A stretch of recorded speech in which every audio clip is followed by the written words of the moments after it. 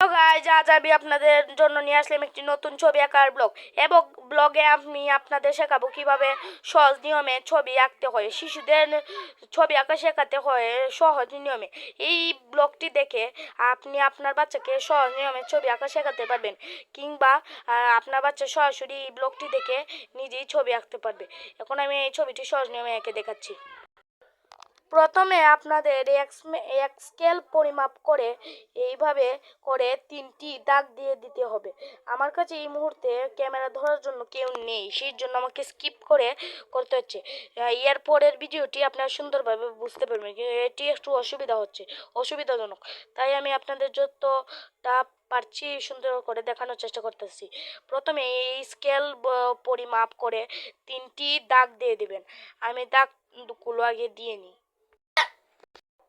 এই তো আমার দাগগুলো শেষ। এখন আপনারা স্কেলটি ধরে এইভাবে গড়ের চাল ডিজাইন করে একটি দাগ দিবেন এবং এইভাবে করে একটি দাগ দিবেন। তারপরে এই দিকটিকে হালকা নিয়ে তারপরে এইভাবে করে একটি ঘর আঁকা হয়ে যাবে।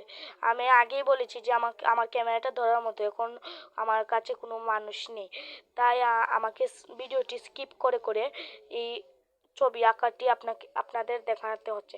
আশা করছি পরবর্তী ভিডিও থেকে আপনাদের সুন্দরভাবে ছবিটি বুঝিয়ে আঁকা দেখাতে পারবো। এখন আমি এই ডিজাইনটি দিয়ে নিই।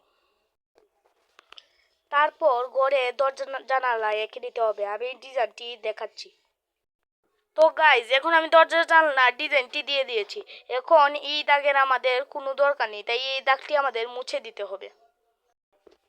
এই দাগটি আমরা শুধু দিয়েছিলাম এই ঘরের নিচের অংশটা আঁকার সুবিধার্থে। এখন আমাদের এর উপর দিয়ে এইভাবে ঘাস যে আঁকে এইরকম করে দিয়ে দিতে হবে এই জায়গা পর্যন্ত। তারপর হালকা এইভাবে করে দিয়ে দিব, তবে এই জায়গা দিয়ে আমাদের একটি গাছ আঁকতে হবে। আমি আগে গাছটা এঁকে নিই, দাঁড়া। গাছটি এঁকে নিলাম। তারপর এইভাবে যে গুকরা গুকরা এরকম করে এর উপর দিয়ে এইভাবে আমাদের এঁকে নিতে হবে। আমি দেখাচ্ছি, দাঁড়ান। এইভাবে আমাদের এই ঝোপঝাড় বা গাছগুলো এঁকে নিতে হবে। তারপর এইভাবে চাঁদা বা হাত দিয়ে এইভাবে করে এমনি ভোরবেলার সূর্যটা এঁকে নিতে হবে। দাঁড়ান আমি এঁকে দেখাচ্ছি। এইভাবে আমাদের সূর্যটি এঁকে নিতে হবে। তারপর এই দিক দিয়ে আমাদের একটি রাস্তা এঁকে নিতে হবে অন্যদিকে যাওয়ার জন্য।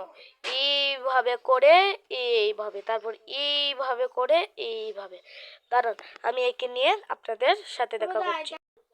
এই তো আমাদের এই রাস্তাটি আঁকা শেষ। এটা আমরা নদী হিসেবে ধরবো। আপনারা অনেকে বলতে পারেন চালের পাশে নদী কিসের, নদীটা অনেক দূরে তাকায় লাগছে যে চালের কাছে। এখন আমরা এইভাবে করে ঝোপঝাড়টি এঁকে নেব। এইভাবে করে আমরা আবার নিচেও এঁকে নেব। আমি এঁকে দেখছি। তারপর রাস্তার পাশেও মাটি থাকায় আমরা রাস্তার পাশেও একটি এরকম গাছ দিয়ে দেবো এবং এটার চারপাশেও দিয়ে দিব। এরপর আমাদের কাজ হচ্ছে এখানে পাখি আঁকা।